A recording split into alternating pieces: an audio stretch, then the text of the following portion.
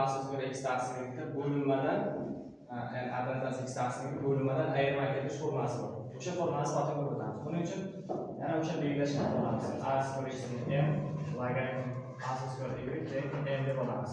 X topadigan bo'lsa a darajasi m, a topadigan bo'lsa y topadigan bo'lsa a darajasi m.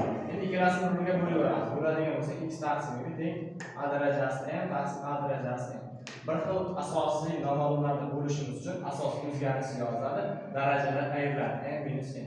Endi ikkala tomonini logaritmni a asosiga ko'ra.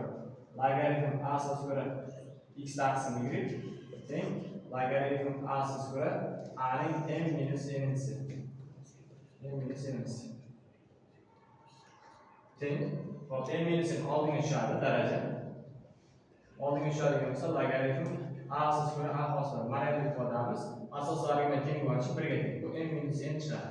Endi m ni o'rniga logaritm a asosiga x qo'yamiz. Ya'ni formula hisoblanadi. Logaritm a asosiga x taqsim y teng logaritm a asosiga x minus logaritm a asosiga y degan formula hisoblanadi.